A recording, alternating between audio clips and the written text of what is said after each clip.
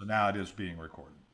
So, but anyway, so welcome everybody to the mastermind, and if we have some others join us, that's great. What I want to do with this, prior to even when we have a speaker, is just kind of go around and where we on a normal network in a normal networking group, as we talked about on previous weeks.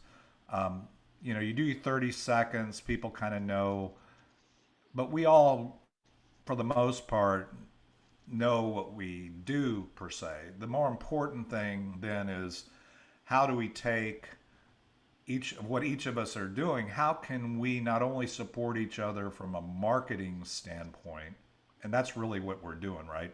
On Wednesdays, and what the original formation of Richardson Plano Networkers was we wanted to be the best networking group in DFW, maybe in the world, but for sure it'd be at DFW. That was our target. So what we did, that's all kind of the roster and coming up, and our, people do business with people they know, like, and trust, and trying to keep the costs down and make it, you pay when you come. Had the roster so you don't have to throw out business cards and all that stuff, and make that whole process easier. And then also the one-to-ones, kind of teaching people what that looked like, in terms of, it's not about meeting with somebody so you can sell them your stuff and recruit them into your, you know, network marketing business, or, your real estate business, or whatever it might be. Um, but in fact, it's really to meet with them, to get to know them, to, number one, the 30 seconds allows people to know that you exist and what you're trying to accomplish from a business standpoint generally. And then the number two is, then the one-to-ones are intended really to begin the process, not end the process, but begin the process of building a relationship. And in those one-to-ones, if you've had really one-to-ones that really are probably, if, as you reflect some of the better ones, you've gotten into maybe talking about challenges or things, that you want to do. Um, and so sometimes in those one-to-ones, Laura, I've had good one-to-ones with Michael and Randy, and where we've come in and we've um, kind of tackled some things that maybe we were wrestling with, and that's been pretty powerful in my opinion and in my own experience. So the intention here is to be more intentional on Fridays now, where we're getting together and we still have educational content, is to expand our mind, hence the mastermind. So, as entrepreneurs and small business owners and individuals, we tend to have to tackle our challenges of life and business by ourselves, right? And so, the intention for this carve out here is really the mastermind, is to put some things out there, things we want to accomplish, things we are challenged with. It could be anything with your business, because we're all warriors. As warriors, we're all attempting to move forward every day, right? And so, I mean, as an entrepreneur, a real entrepreneur knows that every time an obstacle gets in your path, you have to find a way around it. Otherwise, you just become a wantrepreneur. You just become somebody who says, yeah, I want to do this, but I can't because I don't know how to speak. I don't know how to do this. I don't know how to market. I don't look good, smell good. I don't, whatever. You come up with any excuse. So you can own your excuses, or you can own the reasons why you're trying, and the vision that you have. And so we're all kind of on that journey. And sometimes we get into this, okay, I can't figure out a way. So you can go, and we can go to the roster and you can look for people that might have an answer, or we can have this Friday focus group or mastermind, if you will, that you can show up to on Friday, and bring your current challenge, or at least get it out there, and we can start to, as a group, maybe own a little bit of that for you or help you with that, and maybe expand the possibilities of how to get around that obstacle or how to climb that, or get over that bump or whatever it might be. Okay. So I know that some of you, we talked about this before, but I just wanted to kind of put that framework for Jonathan and maybe some others that will join us, and we'll continue to remind ourselves of what that is. So what I want to do is go around, and I'll start, kind of like when we're doing the 30 seconds. So I'm going to it's just no, how you show up on the list here. So I'm gonna do that. I'm gonna mute everybody right now just for this part, and then once we get through this and we're back, we're into what I would call full mastermind mode. You can open your mic, and we'll be a little more free flow, if you will.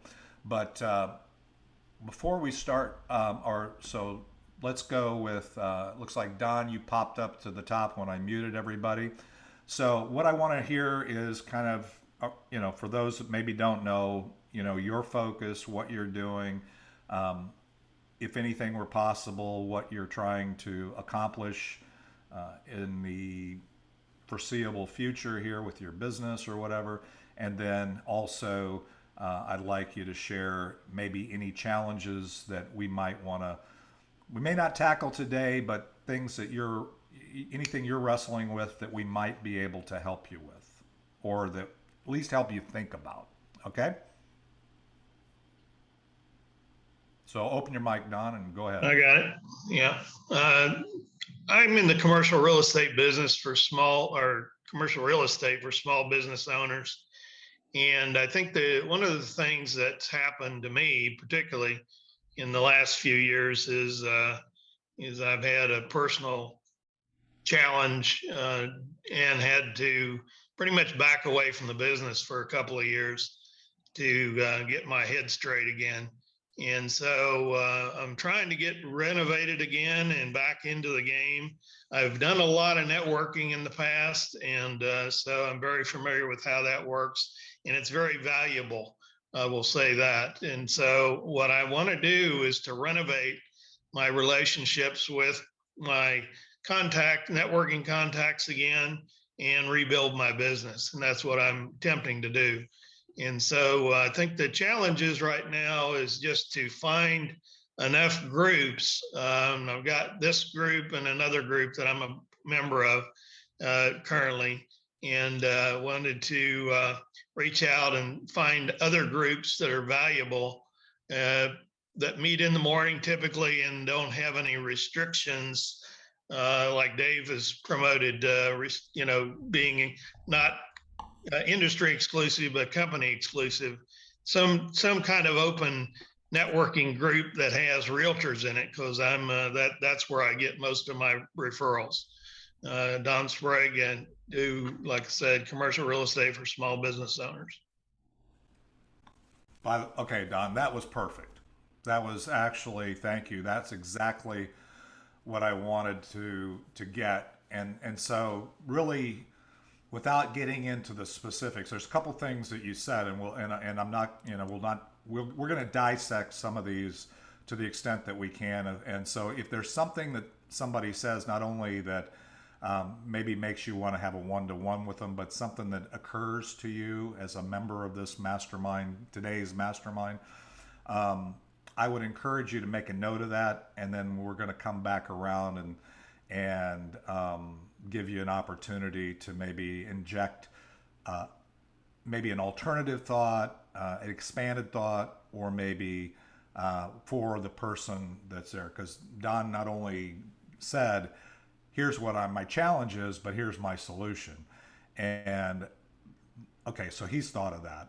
But the question is there other things that Don might want to consider now that you kind of understand what he's trying to accomplish, if that makes sense? Okay, so we're going to keep moving. Jason Madden, you're happened to be up, and you did a good job last week of giving us something to chew on a little bit. But anyway, you just heard what Don did. That redundance isn't an issue because we're treating each of these weeks with continuity, but also specificity with the folks that are here. Okay, so I can kind of repeat. So yeah, so my name is Jason Madden, own a company called Mad Logic. I help businesses find ways to optimize their processes through technology. Some of the hurdles I need to help businesses with is understanding that there are economical solutions to help do these things and not to be turned away because of what I do. I think there's ways that I can bring value without it being more expensive than it would just be to do it yourself. So if you're interested or would like to just talk about any questions, just set up a one-on-one. I've met with several people on here. So two of the issues are kind of like my primary things right now is we kind of hashed it out last week, is just trying to communicate my message to small business owners. Most of my work is coming through other technologists that just kind of need help to implement things. But my true market where I want to serve is the small business community and medium-sized businesses too. But and then number two is kind of how to protect yourself when you connect a client, because I'm kind of a service-based and it's a long-term endeavors. Most times it could be like 1 month or up to 6 months. What do I need to structure to make sure I'm legally safe, and also to make sure that I'm not doing stuff for free, that there's like a loophole I'm missing, that for a period of time I don't get compensated for the work that I do. So those are my two most pressing issues. So it's great. Perfect. Okay. Dressel, you want to go ahead? I just wanted to share with Jason. I know y'all talked about this last week and I wasn't here, but that was the first time you did a soundbite where I understood what it is you do. So you've done a great job applying what y'all talked about last Friday in your 30 seconds just now, and just letting you know. Okay, thank you. Good feedback. And actually I would have said the same thing. So, that is Jason, it is becoming clearer, your messaging. Right. And so. Yeah, we worked through a lot of issues I was having last week. So I kind of free-formed it there, but yeah, thank you for that. Great. Okay, we're going to keep moving. So looks like John Moore, you're up next. Going to need to unmute though. Okay, you got me? Yep, we got you. Okay. Again, I'm John Moore, and I'm independent associate with Legal Shield and ID Shield. And my challenges is really reorienting towards team building versus marketing services to individual clients. Learning how to structure my day and really stay focused, and I think that goes back into time management, which is a skill that I once had but don't have anymore for some reason or other. But the main thing that I need to figure out is what market do I really want to serve. The most satisfactory part of our business is employee benefits and groups, and that's my focus, has been my focus in other things I've done, but also small businesses. I've never been that strong in recruiting and team building, which is something that a multi-level or network marketing company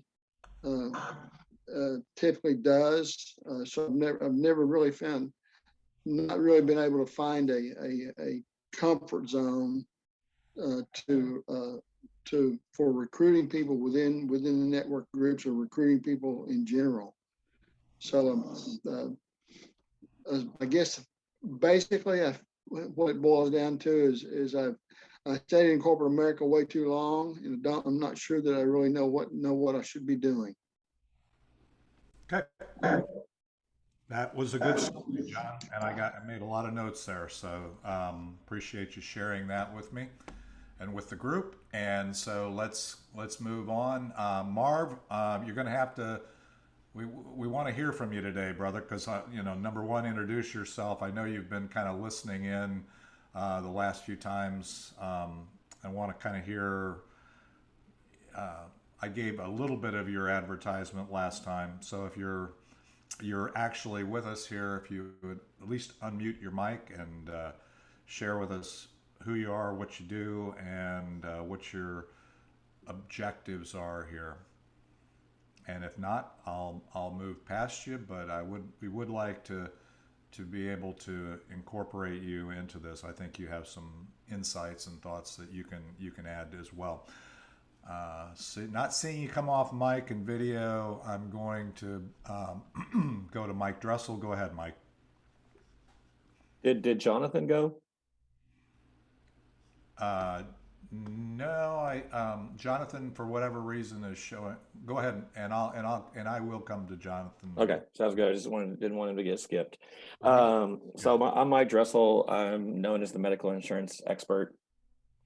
So I kind of alluded to this on Wednesday in a kind of tongue-in-cheek, joking manner, but I'm seeing so much misinformation when it comes to my industry, and it's not being. Let's say this: the freedom to express a different point of view is also being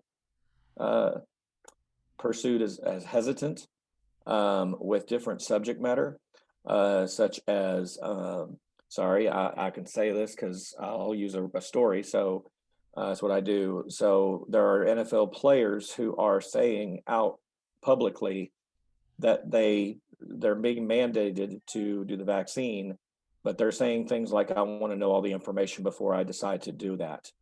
And they're being told, well, that's just irresponsible. You should just go ahead and do it. So that's kind of what I'm frustrated with. Is that's one example. And I think the other example I used was the copay issue that I found on a Hulu ad. I've secured a Facebook page for my business called Living Behind Enemy Lines. And I've toyed around with doing something about behind the enemy lines, but I'm really trying to figure out how to start some sort of marketing campaign that basically presents the other side rather than tries to push a particular point of view. So I know that I got to start, it's an elephant and I got to eat it one bite at a time, but I'm trying to figure out the best way to take the first bite.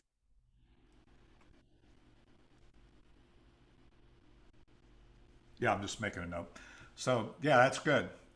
Good summary, and really getting your message out in lieu of the flood of whether you misinformation, contradictory information that's out there. Again, I'm a little personally wore out with the quote misinformation terminology, just so you know, because it's being, unfortunately, our language constantly gets corrupted by people who have not always the best intentions or want to manipulate it. So misinformation is overused, but I get it. I mean, so again, I think you did a good job. You shared it a little bit, I think on Wednesday or whatever when I talked to you, and I think that was a good one. Okay, now we'll go to Jonathan. Jonathan, you got kind of get the flow here of what we're doing? Yeah, a little bit. I have a similar issue to Dawn's. As a residential real estate expert or consultant, whatever you want to call me, agent, I have a global network of people. Most of them are not here in the North Texas area. So, it makes it a little more challenging for me getting off the ground. And I had a little bit of momentum going just before COVID hit. And because of some health concerns in our family beyond the typical, we were extremely cautious. And I didn't rejoin the real estate game for a couple of months until, we kind of had a better rhythm of how to handle open houses and deal with clients. So my reason for being in networking is to try to make local contacts and meet people. Not that I necessarily expect to go in and sell a house to anyone in any group. That's not really it. It's just kind of getting to know people around and having both the professional piece, but also the social piece that goes along with the networking. And I'm doing some business and I'm doing some social networking as well. Different groups that are relevant to my personal life. And so that's my biggest challenge, is just really getting known. And I'm doing what I can with, open houses and being present on social media and marketing myself through those channels. But it's a little more challenging for me because I just don't have the network that I might have had in my hometown, where people would know me and would have a little higher comfort level with me as a recent licensee. Okay. Good summary. That was good. Before Randy, I'm gonna pop to you. And again, Marv is still off camera and off audio. So, but Marv, if you open up your mic, if I see it, I will be happy to invite you in. I want to make sure that you have the opportunity. But Randy and Zip, if you're going to come on mic and camera, that would be great as well. Just Randy's going to model what it is that we're doing here in terms of the thing. So now he's on camera, so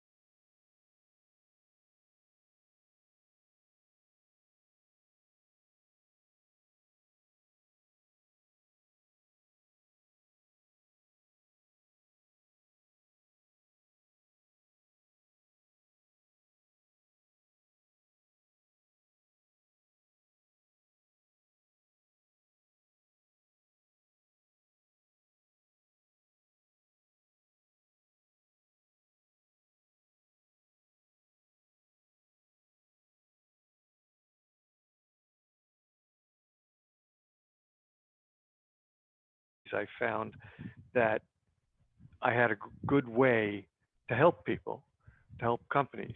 I did a lot of fixing of underperforming companies and got them into markets that were more profitable than they were. So that was how I got there. The struggle that I've had since I moved to Texas is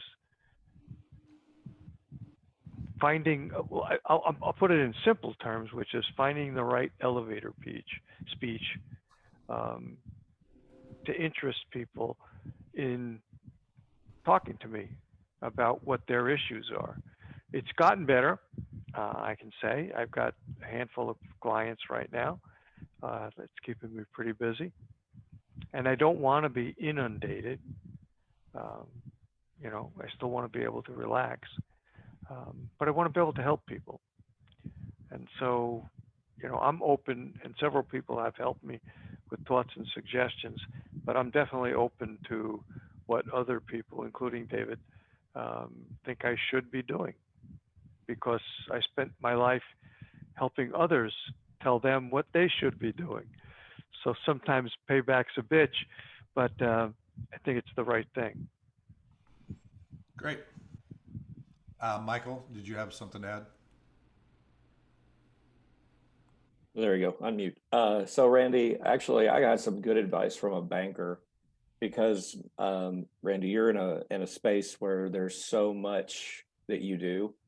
It's hard to put into a 30-second. Yep.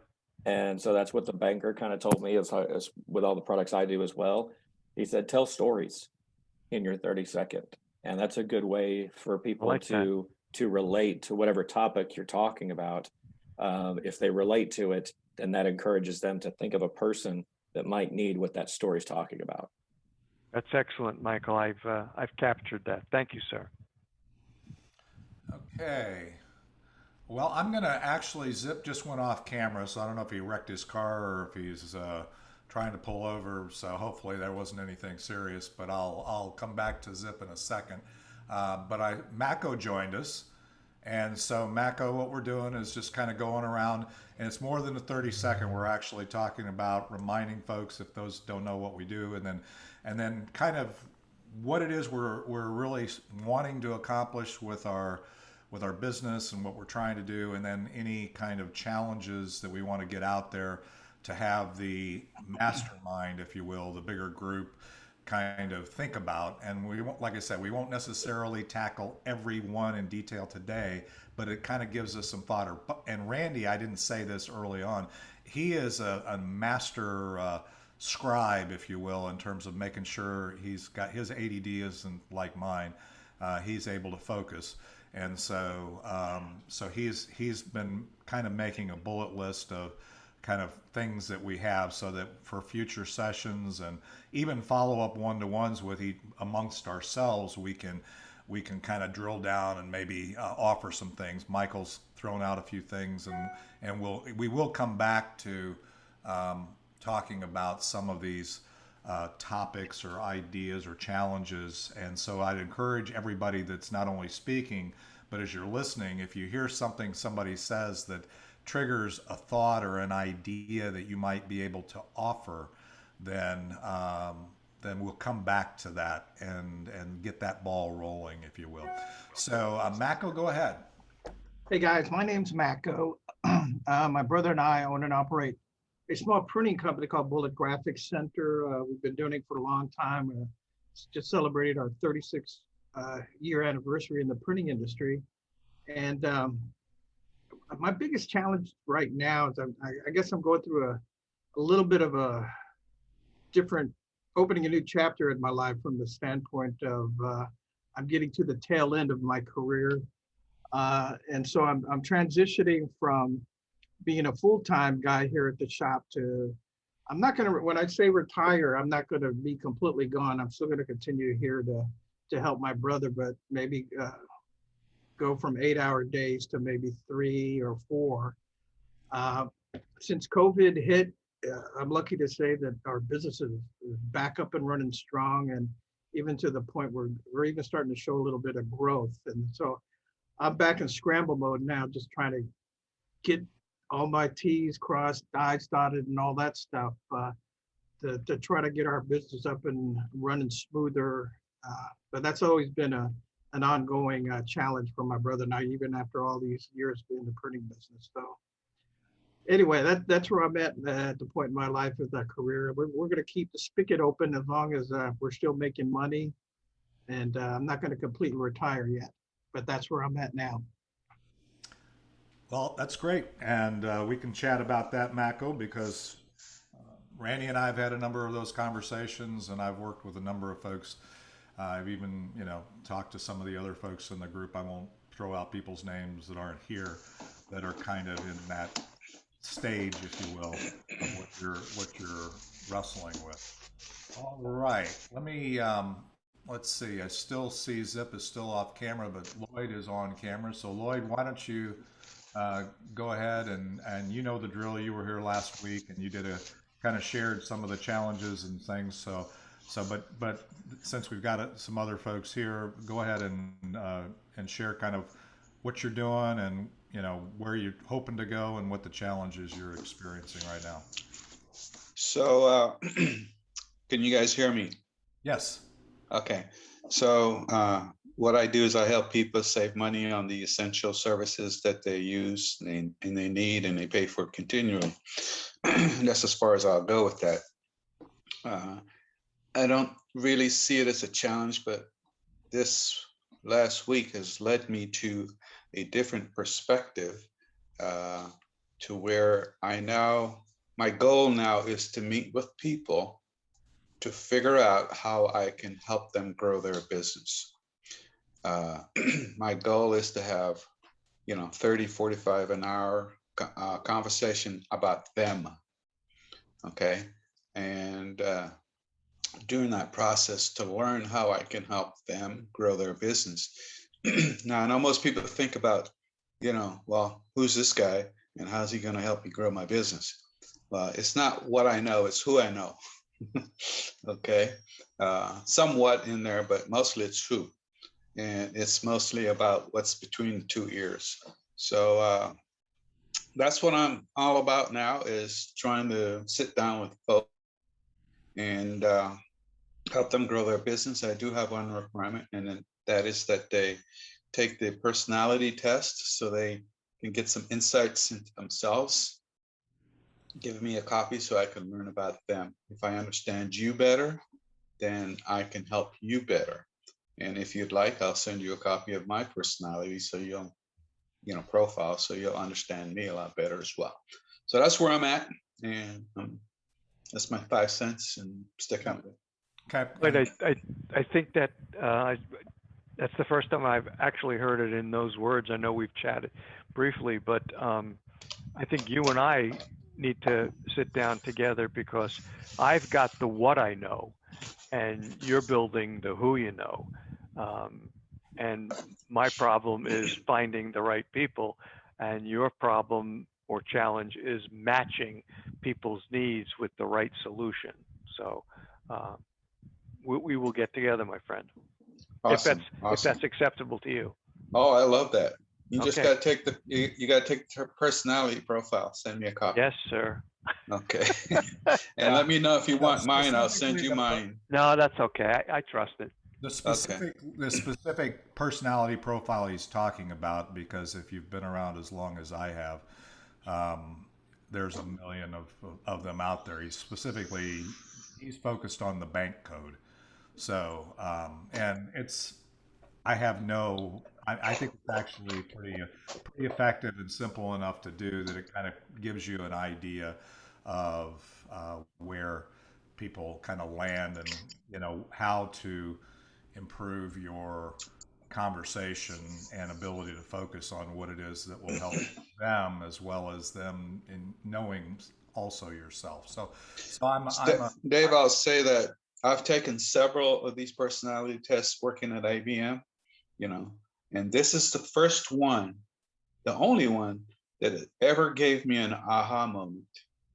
Okay. So I really am into this bank, and you'll see my code in my name. So that's me.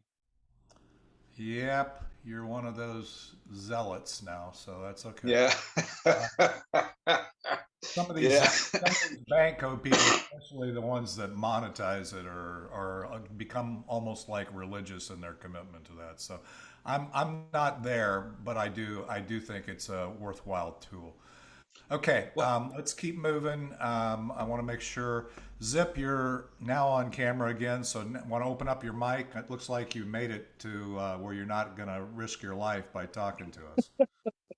Hey, never when I'm driving. I've driven I had over 2 million miles before somebody made a left-hand turn in front of me.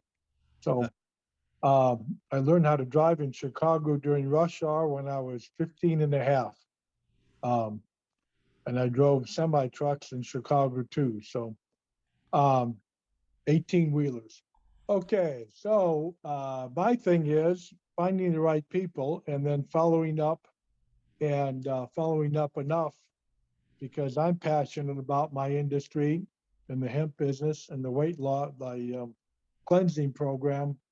But some people, I got to realize that I have to, and I don't show a lot of excitement, because if I show a lot of excitement, my words get mixed up and I can't talk. So I got to tell people I'm excited about it, and I've got to learn how to use those words. Guys, score a touchdown, they fist pump and everything else. And when I played rugby, everybody, I didn't. When I scored a try, it was like flip the ball to the kicker and let's go. That was my job. And I realized now, being in the direct sales business, I have to show more excitement. And I've taken the banker's code and looked at that, and it depends what day and what time of the month it is, and how you can manipulate that thing. So.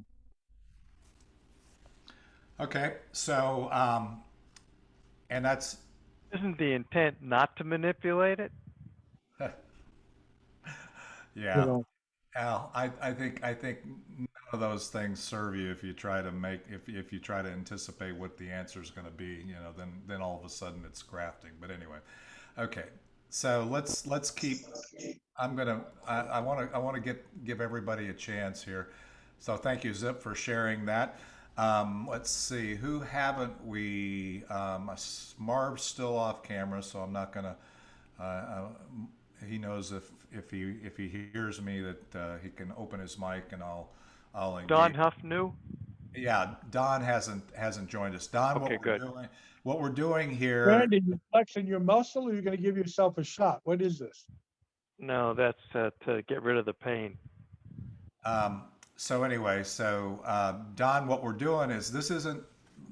I think this is the first time you've joined us, but in terms of the Friday session since we started this approach, but this is intended, is a mastermind. What we're really looking for, and I'll give you more context if you need it, but what we want to know is not only what you do, but if anything were possible, where are you taking your business, your focus, and then any challenges that you're having. This is a mastermind, so we all are entrepreneurs. We all work with our individuals. We do get into some of the challenges within one-to-ones at times, but this is an opportunity where we can kind of put out there some of the things you've already heard, and the rest of us can kind of make note of that. And then once we're completed here, then with this introduction, then we'll go into some ideas or things. So if you heard anything that seems like you have an offer of help or something that you can offer in, then do that. So go ahead, Don, just share with us as you see fit.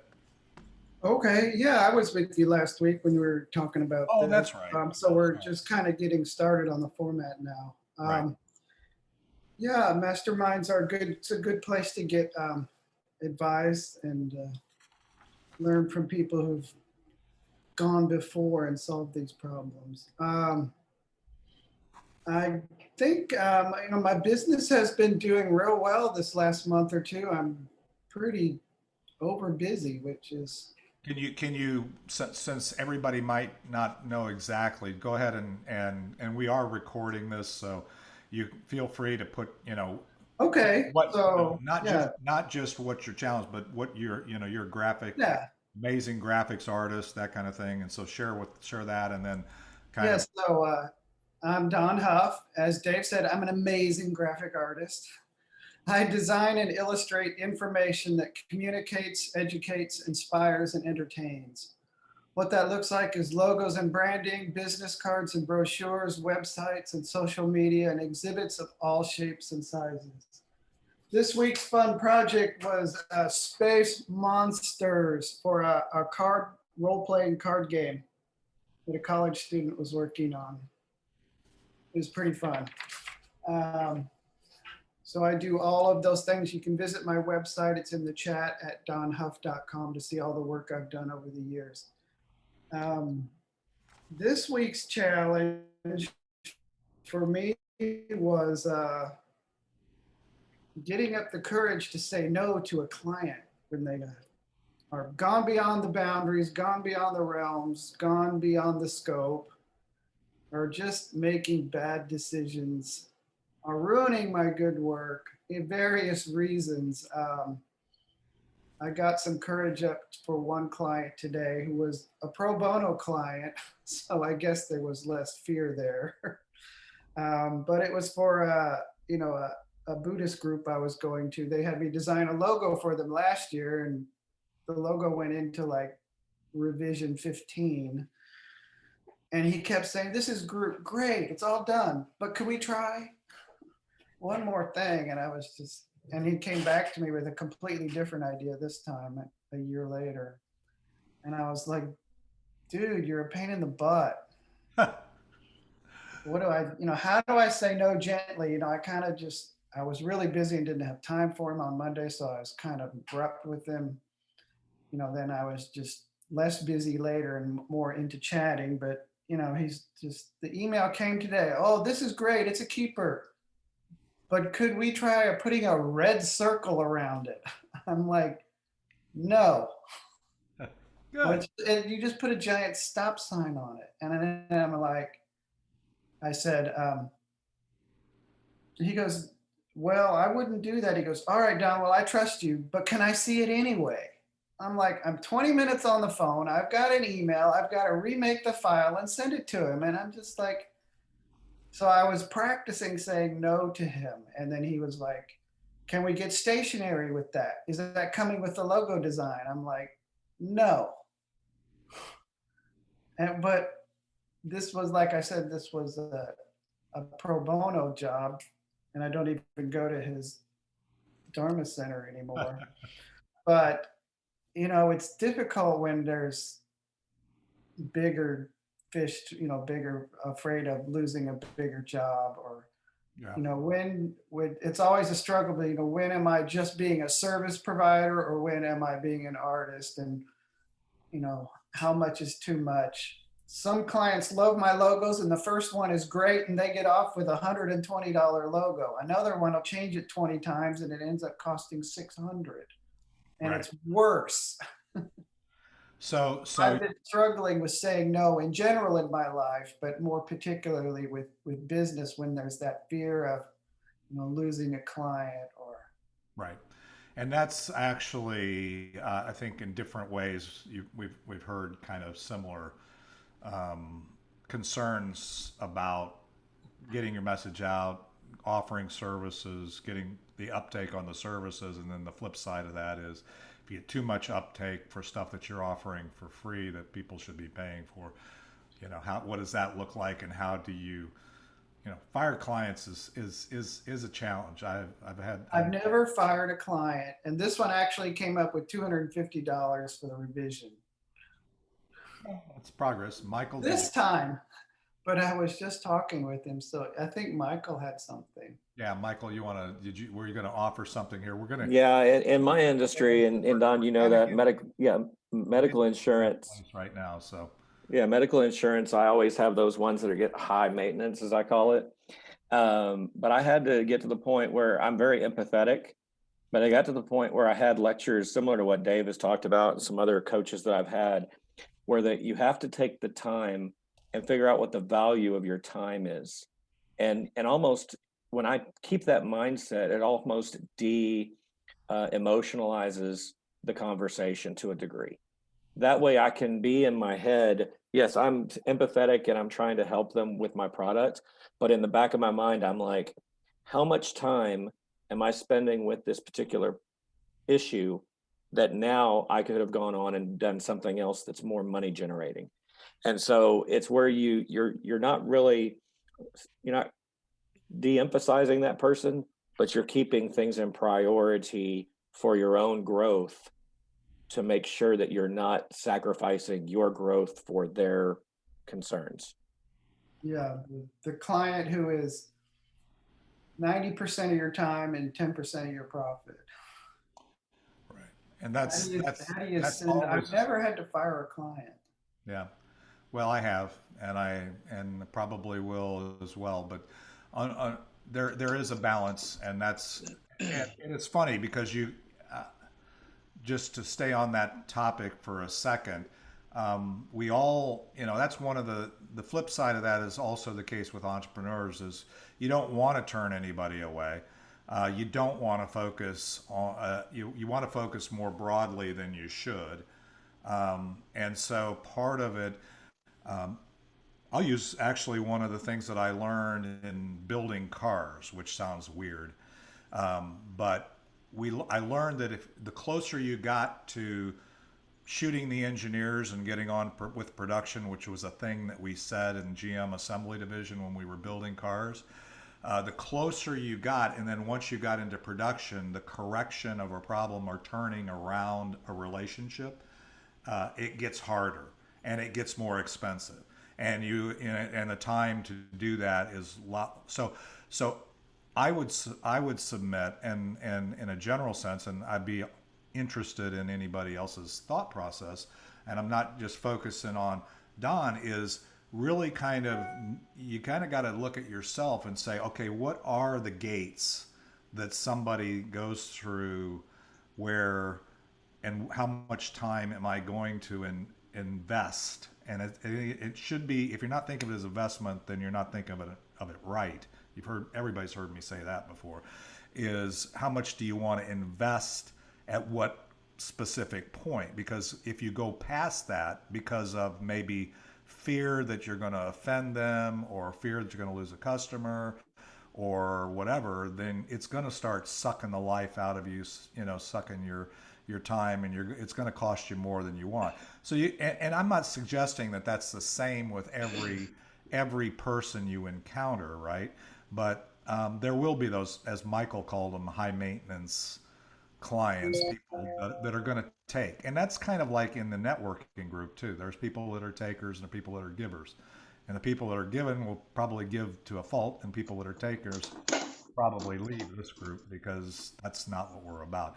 Lloyd, did you have something that you wanted to offer there for Yeah. Don, or now? Yeah. Now we're in the mode, by the way, of offering thoughts, help, and so on. Just so you know, that's where we're at in our agenda. So I have a slight shift in perspective in that while it's important to understand the value of your time, I think it's more important to understand the highest value that you can provide your client. So if you know what the highest and best value is that you can provide, then you can take some time and understand your potential client and know, this is my offer. It's this or nothing. It's the best that you're going to be able to get from me. Anything else is not worth you investing in anything else. So you got to know what your best and highest value is. And that's why I'm kind of like in this whole thing about how can I help you grow your business? Okay, because I think that's my best and highest value that I can offer to people. Well, and interestingly enough, Lloyd, if I can connect the dots between you and Don, what you said, is that when you're talking about connecting, there's something that I find a lot. One of the things I ran into very frequently with my wellness network was, once you get a patient, or I don't like the term patient, but a client, and they come in, let's say you were a chiropractor, or you were a massage therapist, or you were an MD, or whatever your title was, right? Once they became your client, one of the things I found in that space, and I think I see it across all entrepreneurs potentially, is if somebody comes to you for help, you want to help them beyond your ability to help them by yourself, or you're reluctant to turn them to somebody else. I heard Jason mention, and Jason's still here. So, okay, yeah. So, my concern that if there was a concern that he had about people, taking more of his time than he can offer, because he's also, like Don, kind of in a creative space. But there's the other side of it, who is the reluctance to bring in your network. And one of the things I liked about what Lloyd said is, I'm going to hear what somebody has in terms of their challenge, and I'm not just thinking about what can I do or what can I sell them, but in fact, who can I connect them to in my network? Because now then you're taking what we're doing here and what we do in a bigger scale in the network, and you're opening up to them to possibilities that go well beyond you. And that's part of what we're about. So thinking of it that way and saying, Don, there's other graphics artists in the world, right? Lots of them. Okay. So my point is, there may be another graphics artist that's in your network, or that you're aware of, that would love to have a high maintenance client because they have no clients at all. I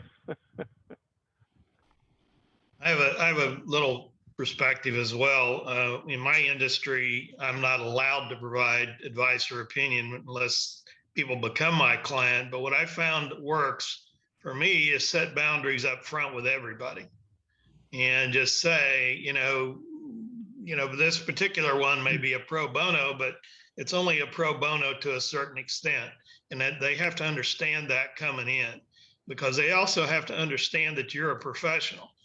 and that this is how you make your living. And typically when you explain that to them, they stand up, they understand what you're trying to tell them. And they may not like it, but you got to do that for your own survival. Yeah, and one of the things that I often say is, Don, I respect and appreciate what you're saying, but, and here's the but, is the first thing is the relationship, and you have to get to the point where you can have that conversation. Otherwise, I've seen people come into the relationship worried about being taken advantage of, or worried about, quote, the risk, whatever it might be. And you never get to the point where, you know, you can expand. So thinking about what you brought to the table, which is getting back in the game and expanding your influence and your commitment, and so on, there's a balance. Again, where you find that balance point and how you do it is a journey. It's a journey of getting to know the person that has a challenge, and then eventually you do. I think what you say is, I think it'll be pretty clear if they meet with you and get a sense of what you know and, you know, how you're doing, that they will treat you as a professional. I don't think anybody on this call really needs to worry about whether people are going to perceive them as professional or not. Randy, you had something you wanted to offer. Yeah, I was just looking back over my career before I turned individual consultant, and in the defense industry, we had a lot of processes. I mean, government funded, all the rest of that, but we had a thing called the stage gate process, and it was just as the name applied. Okay, you tell the client, you give them a picture graphically. Okay, this is what we're going to go through. I'm going to pick your brain. I'm going to get your thoughts. And then we're going to agree that I've got the right list. And then I'm going to spend some time and I'm going to look up things and I'm going to give you a couple of straw man kinds of things. And then we're going to get together and we're going to agree on that. And then you can have as many stages as you believe is necessary. But there's a phrase that I like to use a lot, and life is about setting expectations. And so if you use any kind of a process like the stage gate process, you are telling that client up front that my fee and my time is not free forever, or it's not allowed to go on forever. Okay, I will help you to the extent that I can, but we have to, at some point, there's no women on the call, we have to shit or get off the pot with both us and the client. And sometimes we have to force them. But if you start out by telling them, I have this stage gate process that we will work together, then there's really not as big a surprise when you actually say, okay, I've given you 7 alternatives or 7 designs or whatever, and you keep wanting to do just a little bit more, and I'm at the end. Okay, I may be at the end creatively for you, or I just may be at the end patience wise with you, because there are people who will just keep twisting it and twisting it and twisting it, and you know, you got better fish to fry, and you gotta be prepared for that, and you got to be able to say enough is enough in words not so hurtful as that. Well, and I agree with that. I think, and I had one this week where somebody referred a potential client to me that had no idea. I mean, they said the words about that they wanted to buy investment property, but they had no project plan. They didn't know what they wanted, and those are the kind of people that you're gonna waste a ton of time with. But back to Dave's point, if you have a network, which is what I used, and I'm going to refer this person to somebody who can actually potentially help them better than I can. But that was a two-pronged or two-sided sword. One, I didn't want to deal with this guy, and secondly, there's somebody out there that probably has better skills than I do and maybe can help him if he can define what he actually wants.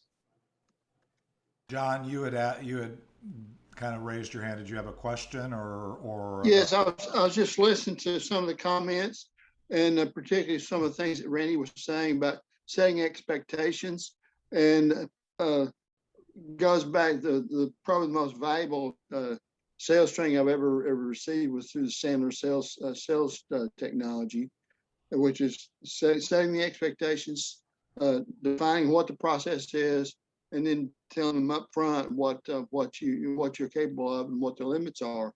And I have unfortunately gotten away from that approach in many ways, and find myself it results in a lot of wasted time and lots of frustrated clients. So thank you, Randy, for. Yeah, John, I hope, and David, this is for you. I hope we can get David Winch back for what John just said. David is very founded or grounded in the Sandler sales process, and there's a lot of good methodologies out there. Pick one, research a couple and pick one and work it, and you'd be amazed. Each client that you work gets better. It's kind of what Michael's been doing. He's been trying, different things. I mean, I hear his sales talk a little bit differently. He gives us little snippets of what's going on, and he's refining his process. That's it. David, you want to? Well, and I wanted to chime in on what Randy was kind of alluding to. It's sometimes you can try to fit a square peg in a round hole. And so there's so many like Sandler and things like that are out there, DISC, that you can get wrapped up trying to fit yourself into a box.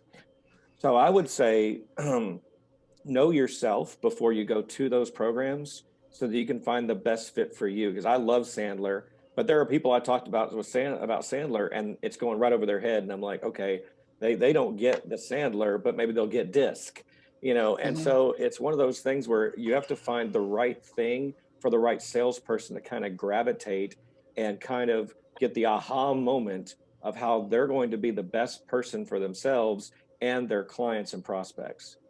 Right.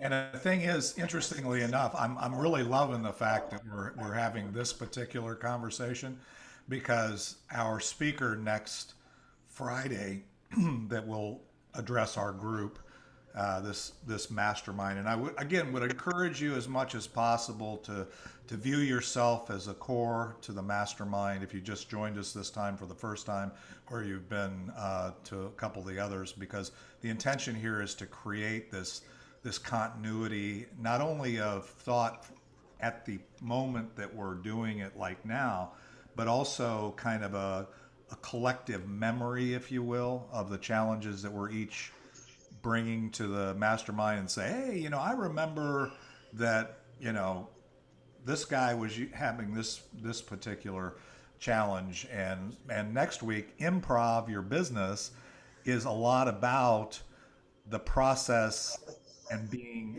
able to relax in the moment, as opposed to letting your whole world be defined by a Sandler sales process or any other box, if you will. So it's going to be kind of interesting what I've gleaned out of my conversation with Julie Cotton. So that should be. You have to just think of them as aids. You can't get sucked into a process. And Precisely.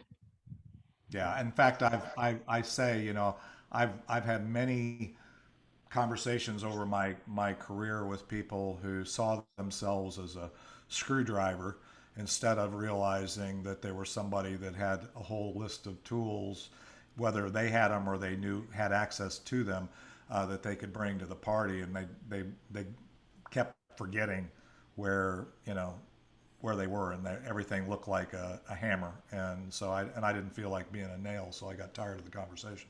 So anyway, Robbie D, you're eating. We've been going around the room before it's 12:45 12:44. But what we really shared, and I want you to just at a minimum just share kind of where you're at. I know you're on the journey. I know you had some conversation on marketing with your greenhouse communities and getting your message out there. That's one of the things that we've been talking about today is how can we improve our audience? How can we get our message out there? You were just talking about how to work with our pipeline, our clients to ensure that we're not only providing the maximum value that we can, but also making sure that we're not over investing, if you will, in certain relationships over time. So, but here, just really who you are, what you, because there's some people here probably don't know you, who you are, what you're doing, and your immediate goal as well as any challenges you have. Well, right now, I picked up on a lot of what you're talking about. And for me, my biggest problem is listening because everybody's got such wonderful ideas. And what you're saying about being put in a box, like just following one person, when you talk to a lot of people, you get lots of different ideas. We're able to create your own new self by listening to everybody.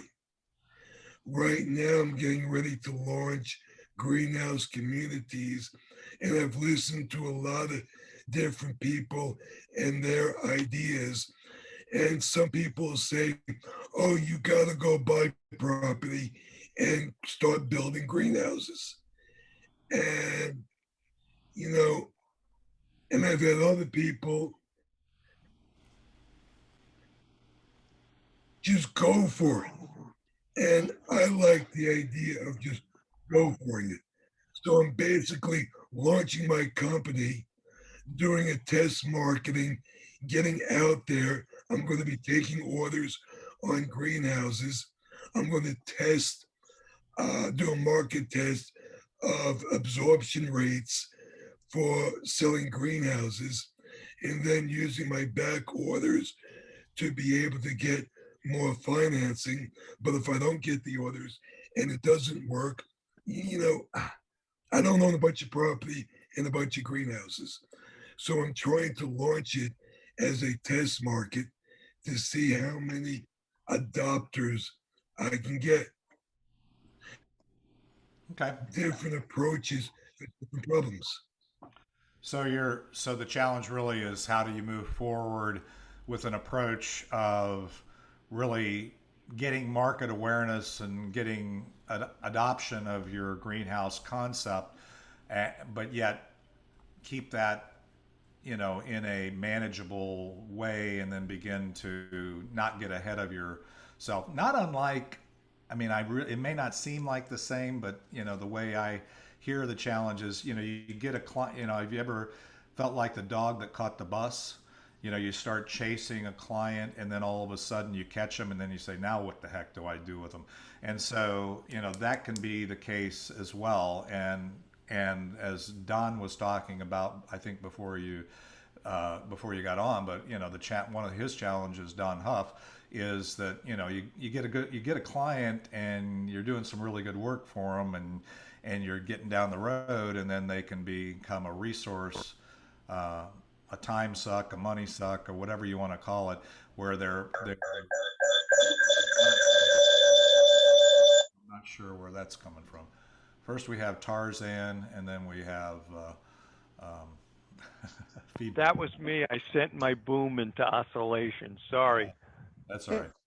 Okay. So anyway, any other thoughts? We've got a few more minutes, and then, by the way, again, Randy, I do have a thought, Dave. I hope you're taking. Okay, yeah. Just as a housekeeping, you're taking notes. We will have this collective, and by the way, I'm going to start for those that are participating in this group. Randy is again really good, organized, kind of outline notes of things as a reminder, and if assuming nobody's concerned about that, which I don't think would be. We'll send those kind of shorthand notes out to everybody, and then so that when we get together next week or the week after or whatever, if we come up with something, we can bring it back. So this isn't like just a one and done thing. All right, we're going to continue our collective mind. So Lloyd, go ahead. You Yeah. For Robert, how does your greenhouse concept differ from community gardens? Because my initial thought, you said you're having problems attracting people to your greenhouses. Well, the people that are into that kind of stuff or into gardening or that kind of stuff, and they go to community gardens. So how are you different? Because I would be going to community gardens to look for people to come to my greenhouses, is what I'm trying to say. Well, community garden, I mean, I'm not having any problem attracting people. I'm finally starting to a point where I'm looking to attract people. I've never really marketed greenhouse communities outside of my small community. But the difference between greenhouse communities and a community garden are personalized greenhouses where you're protected from the environment and from other people. In other words, you're getting your own personalized greenhouse in space to do what you want with. In community gardens, you get a little patch of land they call your own, which is basically subject to other people, dogs, the environment.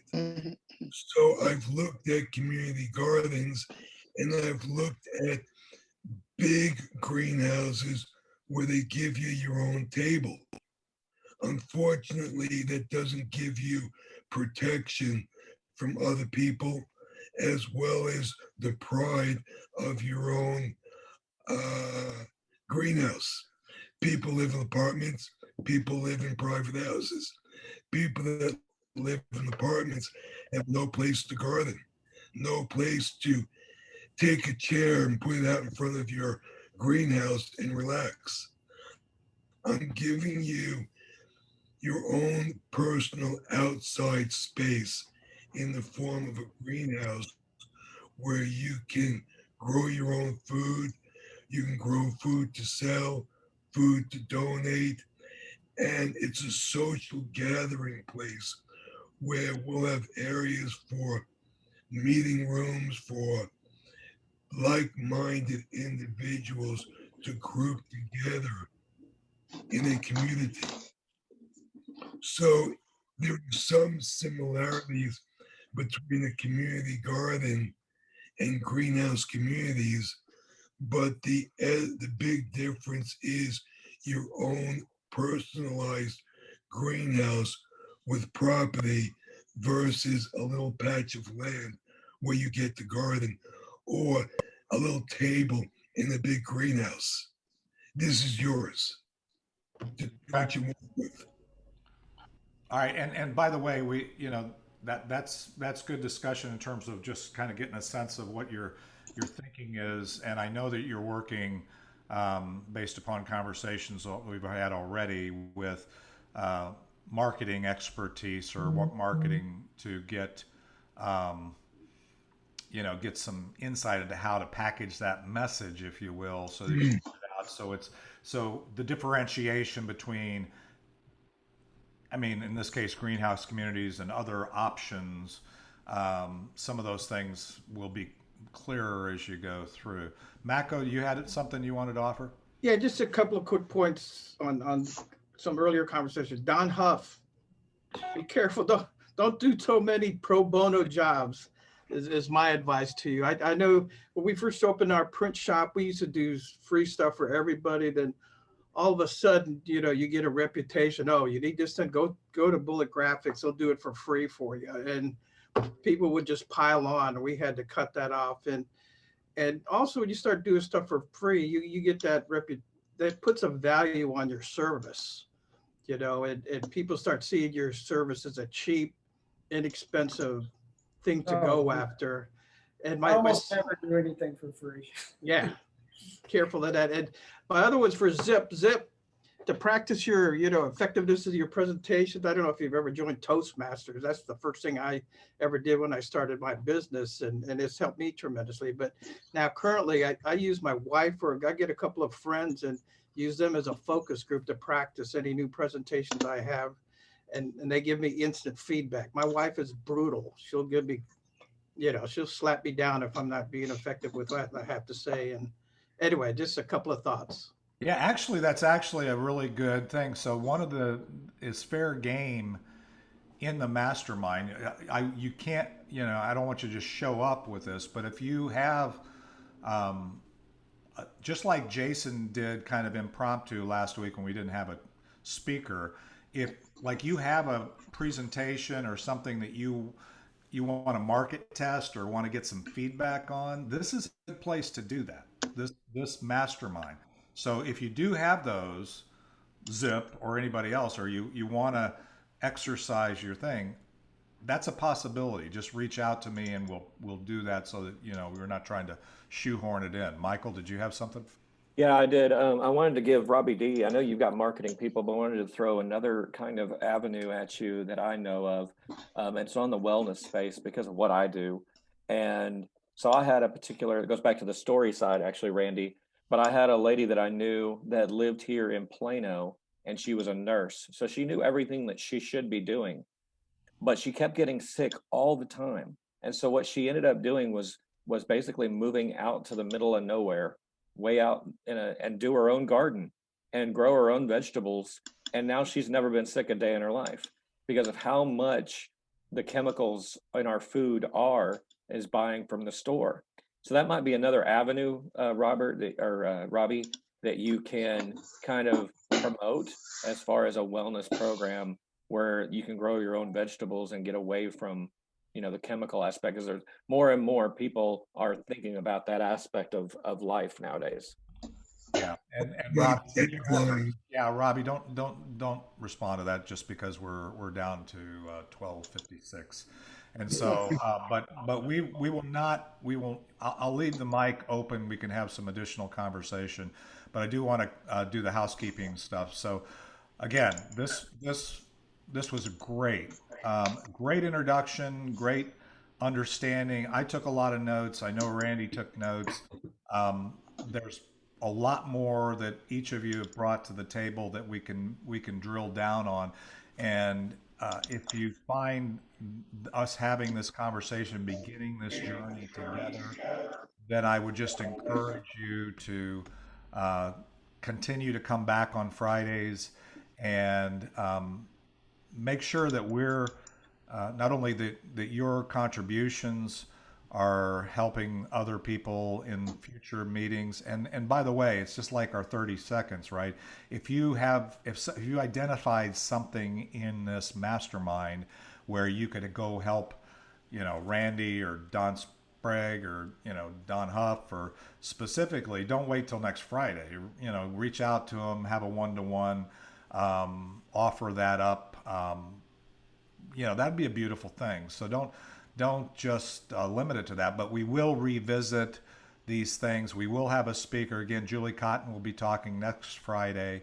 There is a roster there on the Facebook group, as Randy held up, so you can feel free to reach out to anybody in this network to schedule a one-to-one, and especially if you think you can help them or you think specifically something they said could help you and or somebody else. So that would be that. Julie will be here. Improv your business, being present, being authentic, being fun. All those things are important to getting your message out. And then for those, since it looks like we're all guys today, again, that's one of the challenges I was going to bring to the table. We didn't I would like to see us get more women engaged in the group. Again, we've seen a kind of a tail off of those, but we'll talk about that in future sessions. But one of the things is next Saturday is our monthly men's breakfast network, and I'd love to see everybody here, either in the room at Pancake House, because we do it is a hybrid meeting. Frankly, last month I think we had 17 in the room. Is that right, Randy? Something like that, and 4 or 5 on Zoom. So, or maybe 3. I don't remember. There was a smaller group, much smaller group on Zoom. But if Zoom is your only alternative, I'm not going to cut that off. But again, it's much more condensed, 1 hour meeting. We eat breakfast, so but it's really kind of getting some things out there. So I think it'll dovetail well into what we're doing here. So with that, again, Monday's our Monday mixer. If you want to get out and have a drink or eat some food and kind of sit down with people, that's another opportunity to kick around some ideas. And then Wednesday's our regular meeting, and Friday. So please RSVP. And again, thank you guys for investing your most valuable asset in the group here. And anybody else have any other? It's 1 o'clock. So any Yep, the mics? I do. John Moore, I've been trying to call you, and Dave, you might check his telephone number from the roster. Okay. Because it's not going through. And Mako, yes, I've been to Toastmasters, and but thank you for that. And you're right, you got to practice the presentation. Zip, the phone number, I've had 2 phone numbers that have kind of been bouncing around. If you're trying to call the phone number that ends in 1535, that's not a good number. The best number is 972-979-6153. Okay, thank you. I'll give you a call in a little bit. David, Thanks. that means that the number you have on the roster for John Moore is not a good one, according to what John just said. Yeah, John, you need to just send me, or let me see. It's in the chat. Yeah, just put it in the chat, John. Righty. Because I have 972-480-1535. And that's a number that I'm temporarily suspending because it has to do with the Android, and I'm trying to get away from anything Android. So. Okay, well, regardless of the reason, whenever, I mean, that's right. a good PSA. If you update or change anything to your roster, you need to, give me a card or make sure that I so what was that number again, John? Well, It's 972-979-6153. 61 what? 6153. 53. Okay. I just updated it, so I'll it'll be on the next version.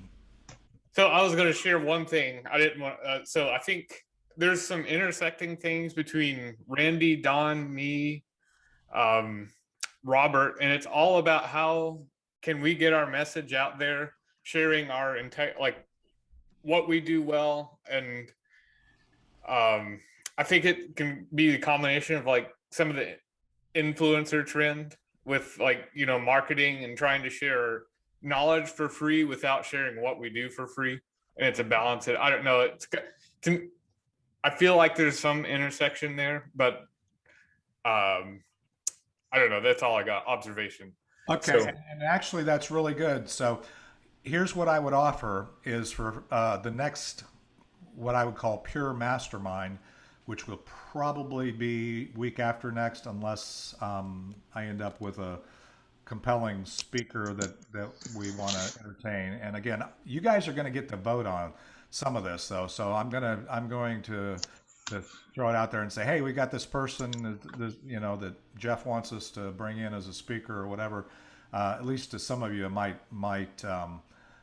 ask your point of view based upon your now understanding of where we're at in this conversation.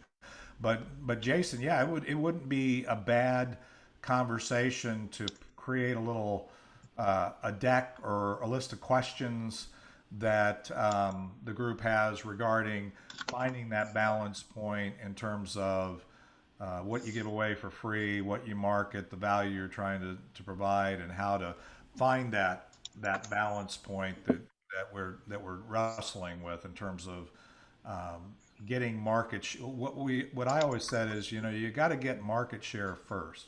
You can be efficient and you can make money, but if you don't have market share, you're not going to get anything anyway. So it is a timing thing many times, but how you enter that process and communicate some of the things we talked about today. How do you frame it? How do you set expectations? Those kinds of things are all part of the equation. So maybe we ought to just have a session focused on that. I think that's what you were suggesting, right? Hey, yeah, that, and just the middle link for me may be different from other people, but I was just throwing it out there to see if anyone else linked it in a similar way. Yeah. Yep, I see the connection there, but that's kind of what I do.